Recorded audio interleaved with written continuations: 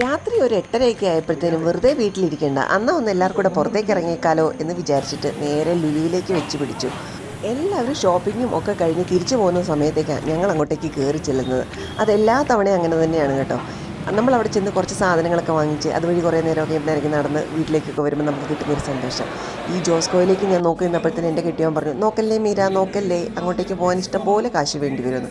അപ്പോഴാണ് അവിടുത്തെ നല്ല കുറേ ക്രൗഡ്. എന്താണ് സംഭവം എന്നറിയാൻ വേണ്ടി നമ്മളവിടെ ചെന്ന് നോക്കിയപ്പോൾ ഞാൻ എൻ്റെ ജീവിതത്തിൽ ആദ്യമായിട്ടാണ് കേട്ടോ ആം റെസ്ലിംഗ് കോമ്പറ്റീഷൻ, കേരളത്തിൻ്റെ പല ഭാഗങ്ങളിൽ നിന്നും വന്നിരിക്കുന്ന ആൾക്കാർ ഈ കോമ്പറ്റീഷനിൽ പാർട്ടിസിപ്പേറ്റ് ചെയ്യുന്നു. ഭയങ്കര പ്രൊഫഷണൽ ഒരു സ്റ്റൈലിൽ ഇങ്ങനൊരു കോമ്പറ്റീഷൻ, എന്തിന് ഇങ്ങനെയൊരു കോമ്പറ്റീഷൻ ഉണ്ടെന്ന് പോലും എനിക്കറിയത്തുണ്ടായില്ല. പിന്നെ ഫുള്ളായിട്ട് കാണാൻ നിന്നില്ല, എനിക്ക് തോന്നുന്ന ഒരു അരമണിക്കൂർ അവിടെ നിന്ന് ഈ കോമ്പറ്റീഷൻ ഞാൻ കണ്ടു കേട്ടോ. നല്ല രസമുണ്ടായിരുന്നു. അത് കഴിഞ്ഞ് സൂപ്പർ മാർക്കറ്റിൽ പോകണോ അതോ ഫുഡ് കോർട്ടിൽ പോകണോ എന്നിങ്ങനെ ആലോചിച്ച് നിന്നപ്പോഴാണ് പുറത്ത് മെഗാ ക്ലിയറൻസ് സെയിൽ നടക്കുന്നത് അറിഞ്ഞത്. എന്നാൽ പിന്നെ നേരെ അങ്ങോട്ടേക്ക് പോയേക്കാമെന്ന് വിചാരിച്ചു. അവിടെ നവംബർ 1 മുതൽ 30 വരെ നമ്മുടെ ലുലുവിൻ്റെ പുറത്തൊരു കൗണ്ടറിലാണ് കേട്ടോ ഇത് നടക്കുന്നത്. നമ്മൾ ഈ ഓഫർ സെയിൽ എന്നൊക്കെ കണ്ടു കഴിഞ്ഞാൽ ചാടി വീഴുമല്ലോ.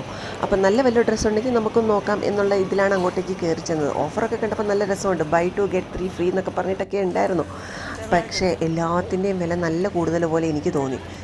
നമുക്കിഷ്ടപ്പെടുന്നതാണല്ലോ, അവിടെ വില കുറഞ്ഞതും കാണുമായിരിക്കും. പക്ഷെ ഞാൻ നോക്കിയതെല്ലാം ഒരു 1800 2000 റേഞ്ചിലുള്ളതാണ്. ഇതിപ്പോൾ എനിക്ക് മാത്രമാണെങ്കിൽ ഒരു രസമൊക്കെ ഉണ്ട്.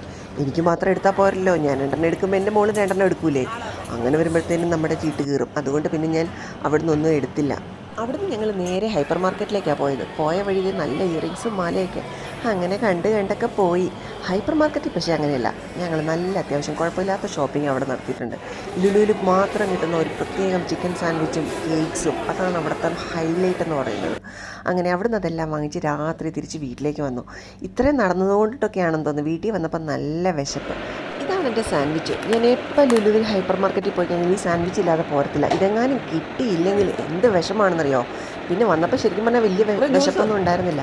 അവിടുന്ന് വാങ്ങിച്ച ഒരു റോസ് മിൽക്കിൻ്റെ ഒരു ഷേക്കും അതേമാതിരി പേരക്കയുടെ ഒരു ഷേക്കും ഉണ്ടായിരുന്നു. രാത്രിയിൽ ഇതും കഴിച്ച് അതിൻ്റെ ജ്യൂസും ഒക്കെ കുടിച്ചിട്ടാണ് ഞാൻ കിടന്നുറങ്ങിയത്.